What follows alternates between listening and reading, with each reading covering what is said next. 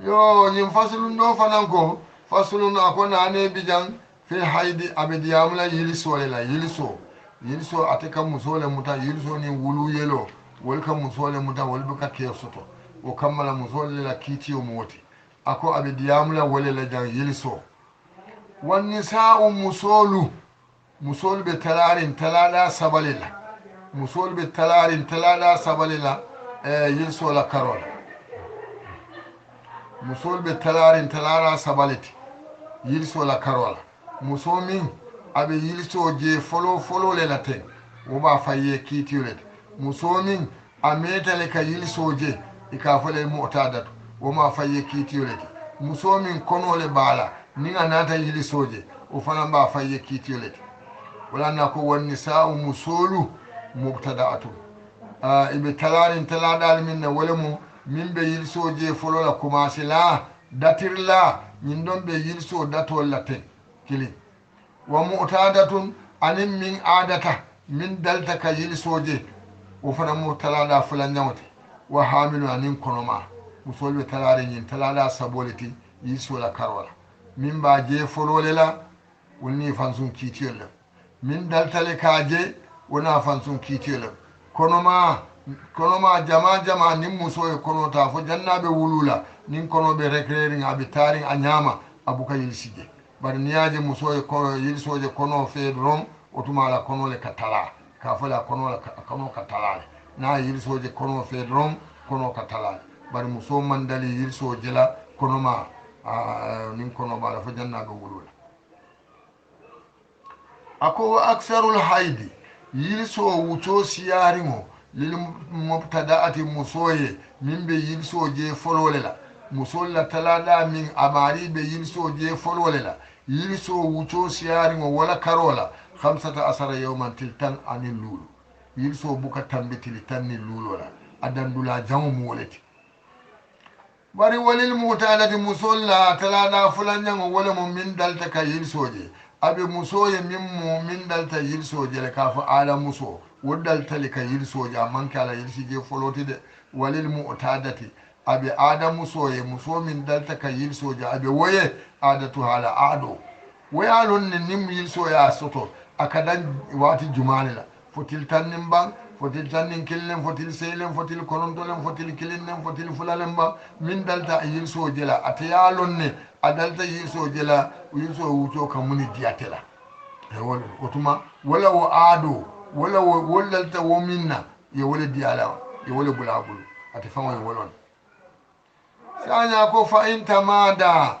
nin anata tenten biha musoti addamu yelo tenten tati musoñin daltale ka yilsoje bara ala aado mo tili konontolete walla tili seylete walla tili worowola walla ala aado mo minti do a tele wolon bara a nata a mutale dañin silan bara a nata tenten amanna dan ala o aado to komin tili kononto mi aka dan ala amanna dan je a nata tembi tili tan aha sañi otuma jadat ako musoɓe lafaro kela salasata ayamin tili saba aɓe wole lafala ala aado kam na dalta tili seylela aka dan walla a dalta tili konontolel aka dan wala ninga nata amuta a tambita ye silo min diyala wala min yinti ko ay tili saba lafa ala o aada koto kan tili saba bari madama nak malam tu jabiti madama ala o lafaro man tambi 15 yawman til tanni lulla misalo to nin musola aado mo tili tan anin saba aka wole diyala kari o kari naya muta til tannin saba aka dan wole to saya anata muta nyin sila dola anata tambi wotuma aka e tili saba lafa ala aada koto kan bari janto tili sabate lafa ala no je katu a yilso wuco siyaru mo til tanni lullete atela aado mo til tanni sabalete nanata muta atententa fe aɓe tili fula dammale lafanola kam tili fula damma til tanni lulosi walanna ko malam tu zawiti bari madama wo lafaro man tambide 15 yawman til tanni lulol sayin wala mo musola sifa fulanñawti wala mo muso min dalta ka yilisoje wala aado a dalta yilsoje la minna ye wole diyala bari min yilso nata muta a tententa ala aada folo a butawo kanne sañi aɓe tili sabale lafa ala aado kam bari wo tili saba lafa kana tambi til tanni lulola de yilso buka tambi wala walil hamili ako aɓe konoma ye a konoma mandali yilsoje la de nin konoma ka yilsoje ɓe ko a fo walla ko a kono ka talale aɓe konoma ye baada salasati asurin konomala konola kar sabo soto kola ni yilso nata soto 15 yawman tiltanni lulu yo woli diyala aɓe a nomala kata fole kan wa nahwaha anin tili lulu ñin nahwa jang a manque tiltanni lulu ñogotide nahwa jang mo tili lulu kontolete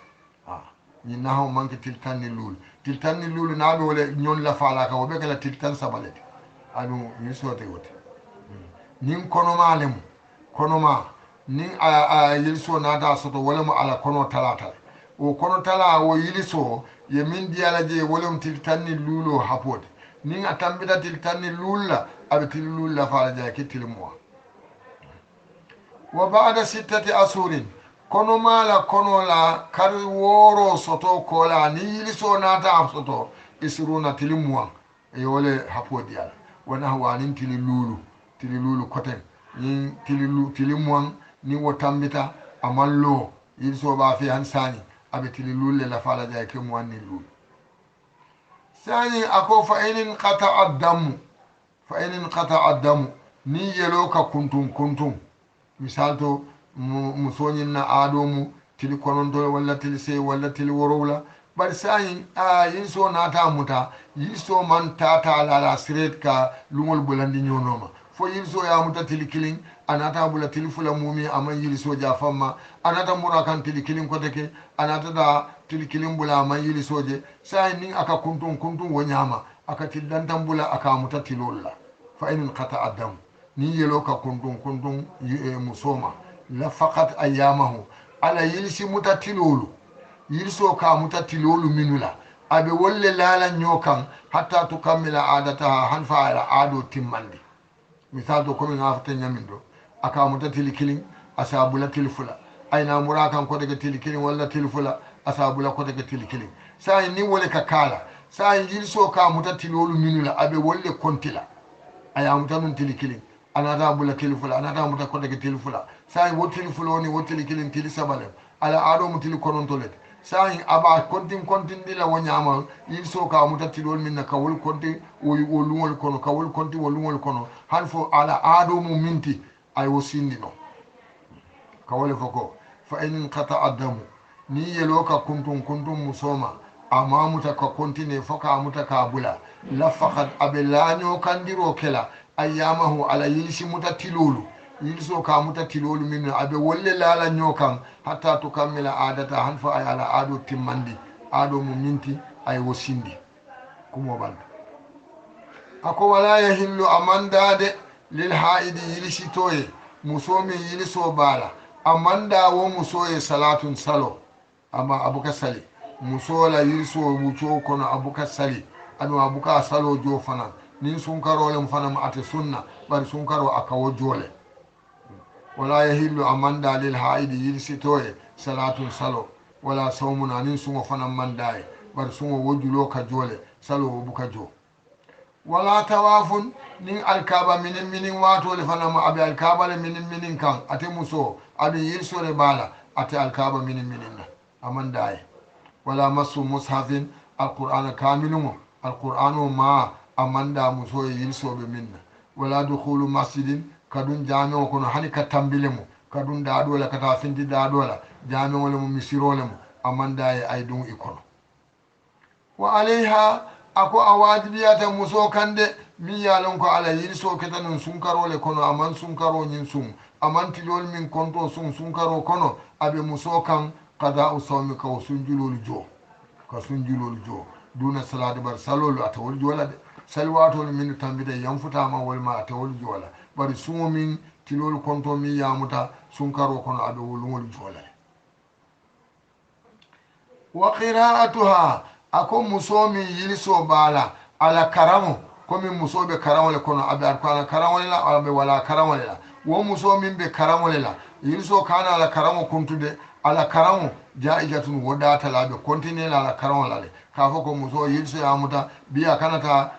karamola kanata dara walla kanata karantato walla kanata karambuto hani ko ni yilso bala ñawoña na ala karamo wole ɓe kerin aɓe karamo continue lale ata ala karamo kuntula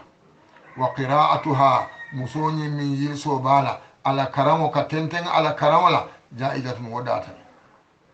wala yahillu ako bardu amandade li jawjiha muso min yilso bala amanda wo muso ke mayede farjuha muso nyato kewni muso ti kafula yilso wuco kono ala taala ko ali jam fela yilso wuco kono ina starano bon kilin ina starano laran kilin alselano dula kilin bari alte kafula wala yahillu amanda li jawjiha muso min yilso bala akema amanda kemaye farjuha muso nyato wala ma femo manda e nase dahamu wala bayna surratiha kabo muso ko bata kumoto wa rukbatiha na ko malimoto ko malim kum fulo mimbe je nim bata kumo tema o temoto amanda kewonyiye aya fanda hamundi jela ani muso te kafula fana anas tarano laran kilin bari nim muso bala ni yil so bala na te kafula ala taala ko yasalunaka anil mahidi molbina kilanyimma ala kay ko molbine nyinin kala yil so lalade qul huwa ajal afoy ko solemo de fa tajilun nisa ala taala ko ali jam fam musolula fil mahidi yil so wuco ko wala nako wala yahillu amanda li jawjiha akemaye farjuha anyato mandaye wala ma fengo konto fana manda kewaye ke dahamu ala bayna surrata min babata ko tema wa rukbatiha na ko malin kun fulo tema hatta taqtasila fo musoye ku folo janabol